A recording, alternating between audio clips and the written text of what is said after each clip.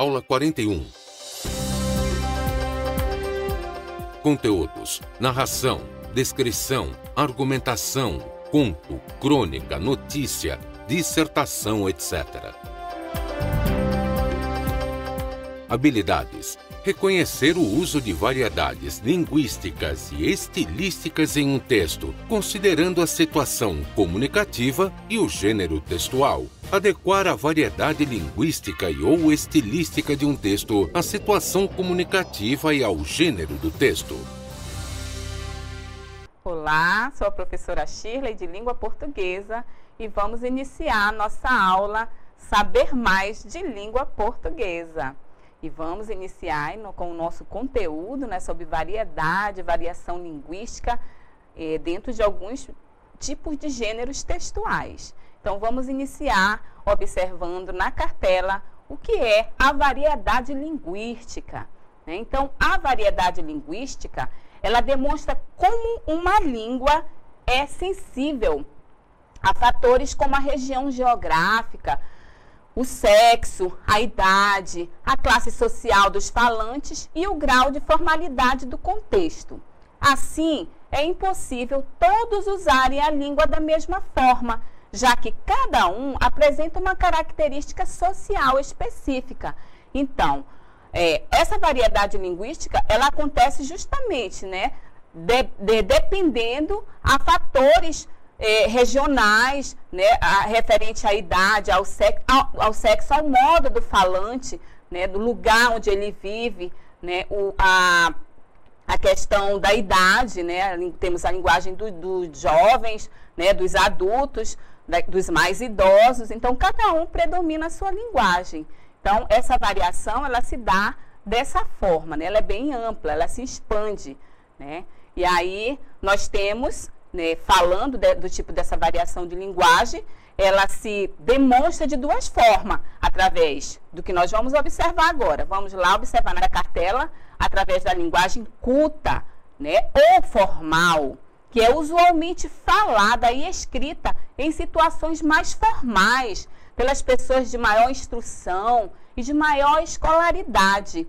Então, nós observamos como exemplo desse tipo de linguagem os documentos oficiais, como leis, sentenças judiciais, né, aqueles processos usados em departamentos jurídicos, né, que trabalha ali um tipo de problema, né, relacionado à questão de trabalho, a criminal, né, a conjugal. Então, esses documentos, eles são utilizados, eles são escritos, ou seja, é usado na forma da linguagem culta formal, aquela chamada linguagem do dicionário, né? Então, uma linguagem mais rebuscada.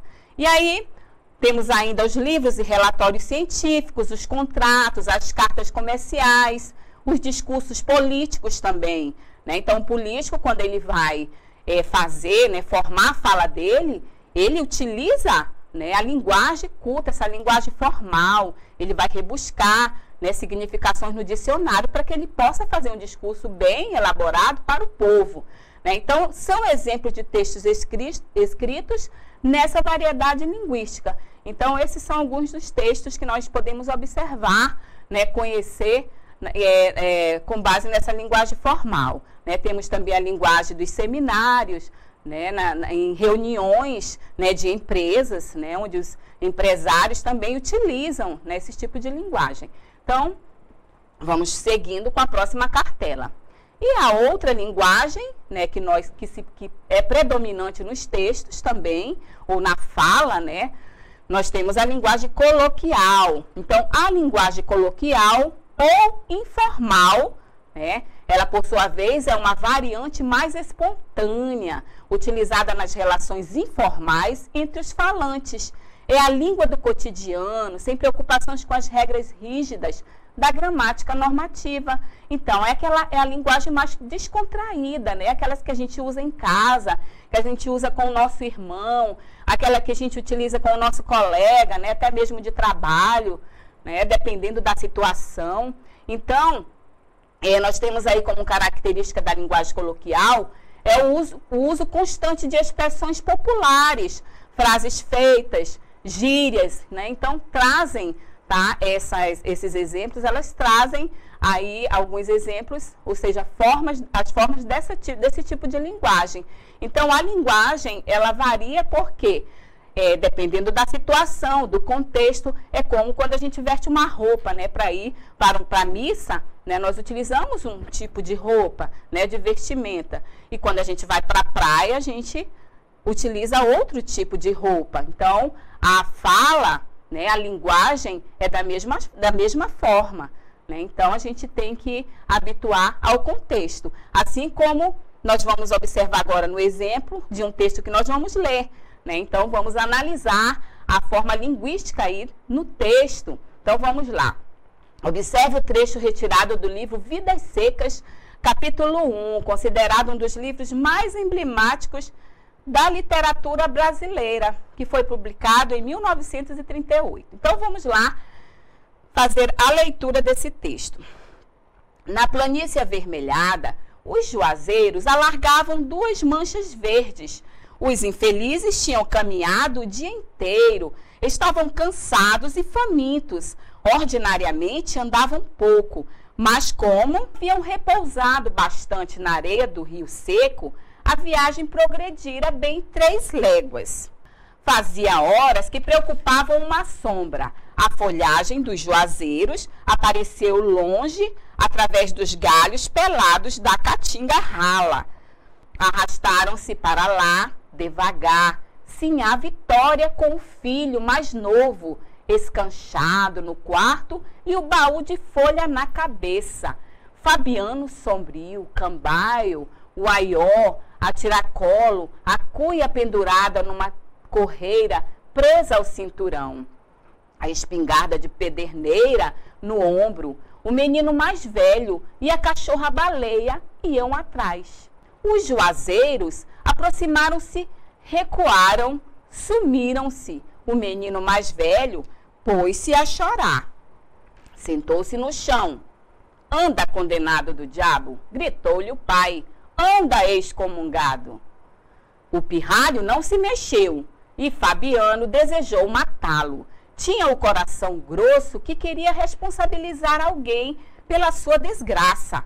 A seca parecia-lhe como um fato necessário e a obstinação da criança irritava-o. Certamente esse obstáculo miúdo não era culpado, mas dificultava a marcha e o vaqueiro precisava chegar. Não sabia onde. Tinham deixado os caminhos cheios de espinhos e seixos. Fazia horas que pisavam à margem do rio, a lama seca e rachada que escaldava os pés.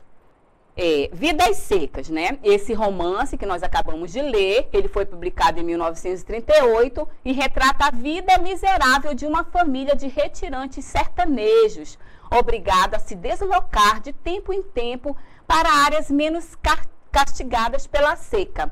A obra pertence à segunda fase modernista, conhecida como regionalista também, e é qualificada como uma das mais bem-sucedidas criações da época.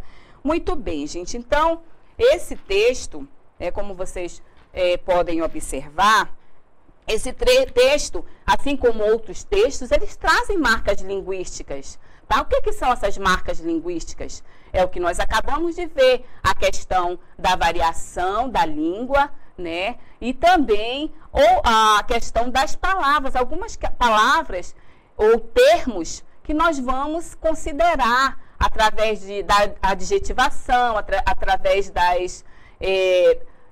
concordância, através das figuras de linguagem, né? Então, são textos que são riquíssimos, que trazem marcas linguísticas, tá? De variação da língua. Então, nós observamos aí no texto, né, algumas marcas linguísticas que nós vamos acompanhar agora. Vamos lá. Olha só, no fragmento transcrito, o padrão formal da linguagem convive com marcas de regionalismo e de coloquialismo, como nós vimos, marcada pelo uso de expressões próprias do universo nordestino. Então, vocês observaram no texto, né, que quando essa caminhada, né, na verdade, essa família de retirantes, eles estão saindo, eles estão fugindo, praticamente se retirando da cidade, né, da seca do Nordeste, e estão a caminho. Né? Então, nesse caminho, acontece várias coisas, né? Então, predominantemente no texto, nós vimos as palavras juazeiros, vimos a palavra légua. Então, esse juazeiro, né, na forma linguística, ele significa o quê? Uma árvore que produz fruta, é um tipo de árvore que produz frutos comestíveis, chamado de juá. Então, lá, né, na cidade do Nordeste, certo? Então, nós temos aí um outro vocabulário usado no texto, né, pelos personagens, devido ao regionalismo, né, está situado a região Nordeste, a fala do nordestino, né, no caso aí a palavra léguas. Então, essa léguas, né, significa a unidade de medida, ou seja, o itinerário em que eles, o itinerário, a quilometragem, né, de quanto eles ainda vão andar, né, ou já andaram, né. Aí temos outra palavra, né, um outro vocabulário muito relacionado à região, a questão da caatinga. Então, a caatinga, como vocês podem ver, ela é também uma mata predominante do Nordeste, é uma mata branca, tá? Ou seja, com pouca folhagem, é praticamente aquela mata que é meio que seca, né? Então, ela significa isso, né? Então, temos aí, no caso, ele fala caatinga rala, justamente essa tipo de vegetação seca, né, pobre. Temos o aió, né? Então, olha só essa palavra. O aió é uma bolsa típica do Nordeste, onde se guarda tudo, onde eles chamam também de bolsão, né? Então, eles colocam tudo dentro desse tipo de material, dessa bolsa.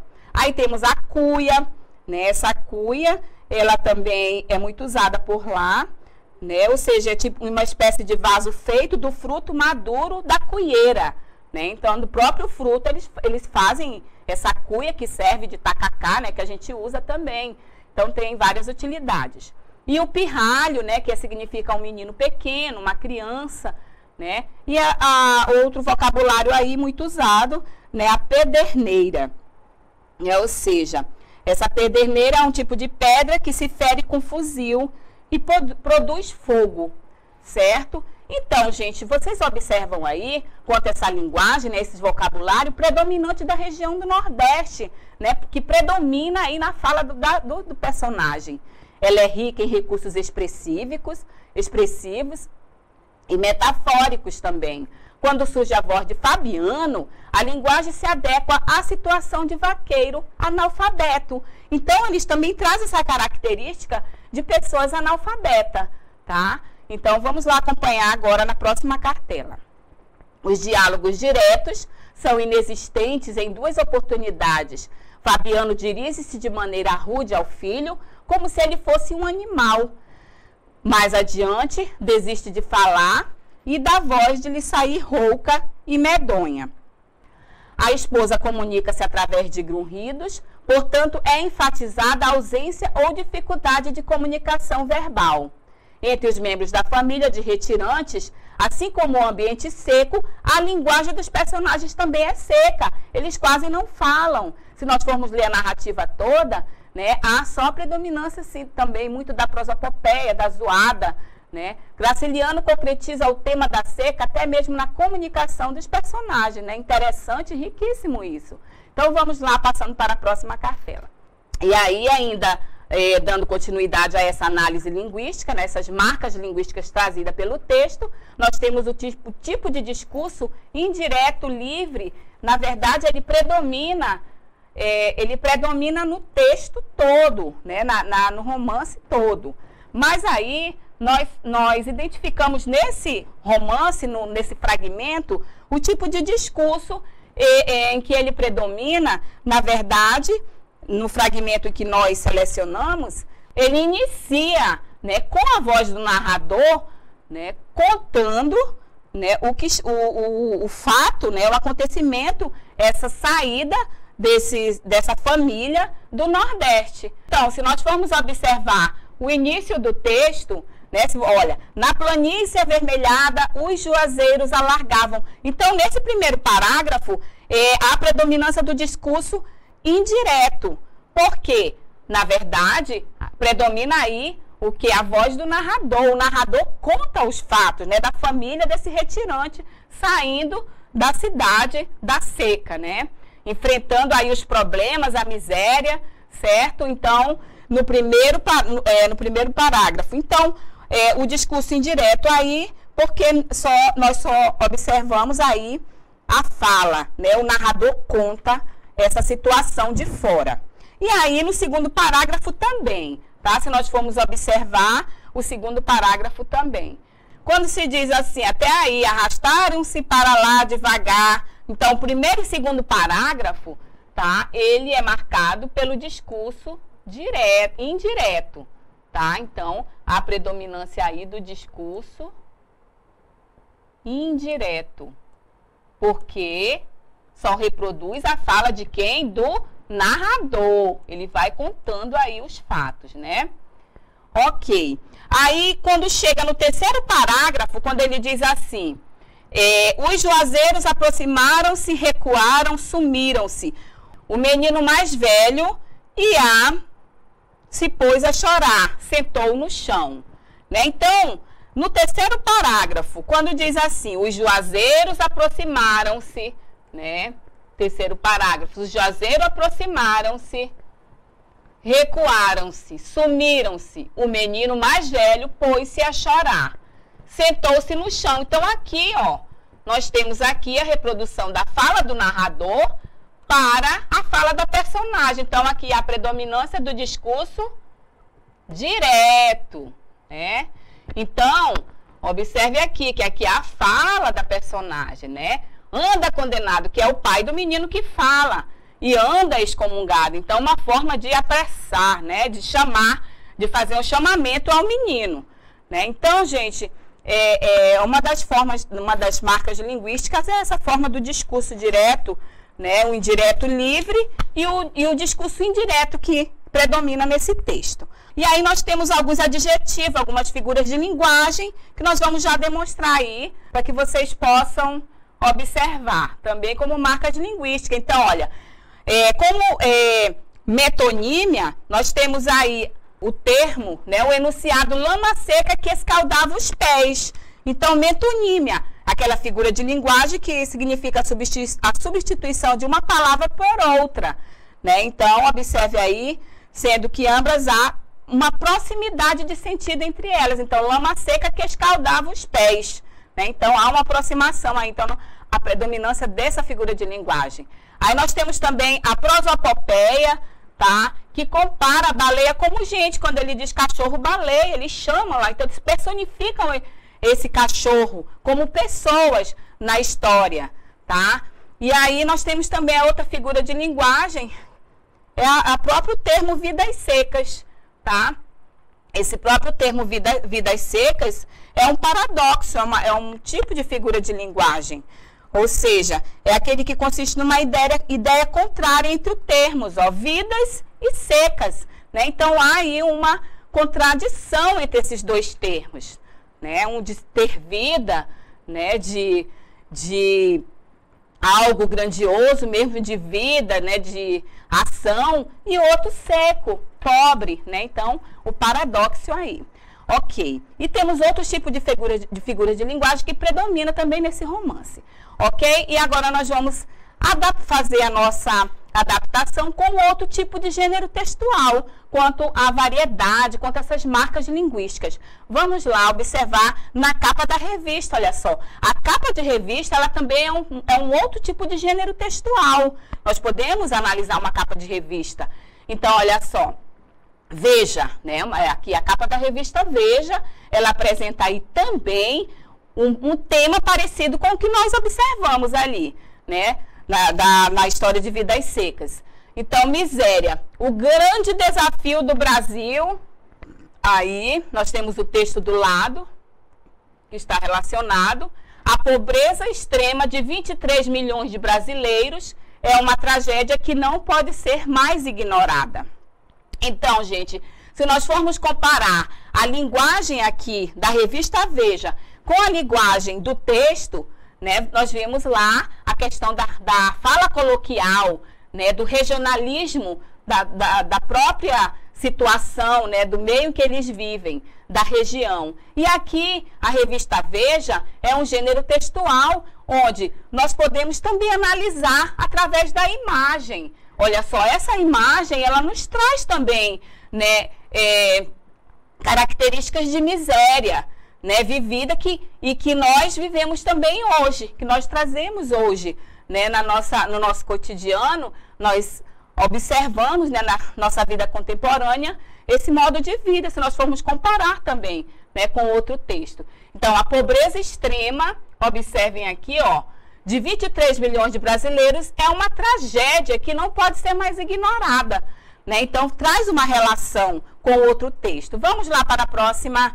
Observe que o vocabulário aqui é mais rebuscado também na linguagem da revista, porque é uma linguagem que é voltada para um público, né? Então, é uma linguagem praticamente de notícias, de acontecimentos, né? Mas que é voltada para um público em geral. Então, a linguagem aí é mais culta, tá? É mais formal. A temática de vidas secas relaciona-se com a imagem contemporânea da revista, né? Então, só para finalizar ali, mesmo depois de tantos anos, a miséria e o descaso das políticas públicas com a população é grande. Assim como Fabiano e sua família, outros homens e mulheres vivem a mesma situação de seca e miséria em pleno século XXI, né? E nós sabemos de tudo isso. Então, há aí uma relação, né, entre os dois textos, certo? Um na linguagem coloquial e a outra na linguagem padrão, né? A linguagem do dicionário, uma linguagem mais rebuscada, né? Um nível mais elevado. Então, a gente pode observar essa diferença, certo? E aí, para nós finalizarmos, vamos lá, finalizando aí com essa afirmação. Toda narrativa é constituída na alternância entre sequências descritivas e narrativas. Vidas secas apresentam uma predominância de sequências descritivas. As sequências descritivas desaceleram a narrativa. A descrição é fundamental para que se faça um perfil do personagem e do local. Em Vidas Secas, especialmente, o predomínio desta sequência desacelera muito a narrativa, trazendo uma lentidão, tanto na narrativa como também na vida dos personagens. Certo? Muito bem, gente. E aí, nós vamos agora, né, a nossa atividade, né, que vocês vão praticar agora, com base no que vocês aprenderam. Então, vamos acompanhar aí na cartela. Então, gente, nós temos aí o texto, né, que é a letra de uma música, nós vamos acompanhar e vocês vão responder. Então, seja eu, seja eu, seja eu, seja eu. Deixa que eu seja eu e aceita o que seja seu. Então, deita e aceita eu. Molha eu, seca eu, deixa que eu seja o céu e receba o que seja seu. Anoiteça e amanheça eu. Talvez vocês até conheçam, né? Muito bem. E ainda temos aí beija eu, beija eu, beija eu, me beija, deixa o que seja ser. Tá? Então, beba e receba meu corpo no seu corpo e no meu corpo deixa, eu me deixo, anoiteça e amanheça eu. Tá? Então, essa música é de Marina Lima e vamos lá as questões. Ok? Pode-se afirmar aqui o texto. Letra A. Apresenta a linguagem na norma culta, usada nos variados gêneros, inclusive na poesia do sentimento amoroso. Ou letra B. Essa letra, ela descreve uma personagem feminina a partir de seus sentimentos e não pelos atributos físicos. Letra C. Conta uma história de amor não correspondido depois de longos anos de espera. E a letra D. Traz poesia e linguagem subjetiva, sem a preocupação com a norma culta, seguindo os padrões poéticos. Temos a letra E. Apresenta ao leitor uma opinião sobre determinado assunto, no caso, o amor e a paixão, tá? Então, vocês vão observar, vão analisar. Temos aí a segunda, no que diz respeito à linguagem utilizada no texto. Verificaram-se trechos que estão contrariando a norma culta. Isso se dá porque a autora desconhece tal norma e inconscientemente adota a norma rural brasileira. B. A norma culta é muito difícil e poucas pessoas a usam devido ao elevado índice de analfabetismo no Brasil. C. A linguagem utilizada no texto reflete a ignorância do público leitor deste gênero em especial. E a letra D. houve um descuido do revisor do texto e isso seria uma atribuição dos órgãos fiscalizadores. E a letra E. A linguagem utilizada no texto reflete traços de oralidade, muitas vezes comuns aos gêneros em que se insere. E agora nós vamos fazer a nossa correção. Acompanhem aí a correção de vocês também, tá? Para que vocês possam fazer as anotações, né? Então vamos lá acompanhar quais são as respostas corretas aí da questão. Vamos lá. Então vocês leram o texto, né? O texto, aí a letra de uma música, né? Então vamos lá para a questão. Essa letra da música, né? Vamos ver o que está pedindo com relação, então, ao texto lido. Pode-se afirmar que o texto lido, ele apresenta na letra A, né? Então, nós vamos analisar cada questão. Ele apresenta a linguagem na norma culta, usada nos variados gêneros, inclusive na poesia do sentimento amoroso. Olha só, veja o que diz a afirmação da letra afirmativa da letra A, que ele apresenta uma linguagem na norma culta. Vocês observaram isso lá? Não, né? Observaram que o texto, a música, ela traz uma linguagem simples, né? De fácil entendimento. Então, vamos à letra B. Então, nós descartamos a A. Vamos ver se confere aí com a de vocês. B. Descreve uma personagem feminina a partir de seus sentimentos e não pelos atributos físicos. Será que há uma descrição de uma personagem feminina? Na verdade, não há, né? Essa palavra aqui, que descreve uma personagem feminina, também não existe, né? O texto, né, a letra da música não faz uma referência, né, descrevendo um perfil feminino, mas sim há ali um sentimentalismo, né, onde o eu lírico vai expressando, assim, todo o seu desejo, né, de que ele possa ser amado, ou seja, de estar ali disposto a ser beijado, né? E aí, nós vamos desconsiderar, então, a letra B. Vamos para a letra C. Conta uma história de amor não correspondido depois de longos anos de espera.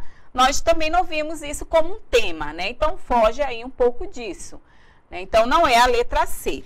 E aí, vamos analisar a letra D.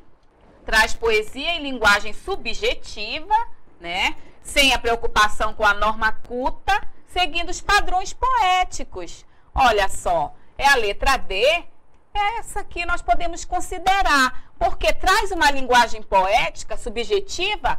Sim, né? O eu lírico está ali expressando seu sentimento, sem preocupação com a norma culta, né?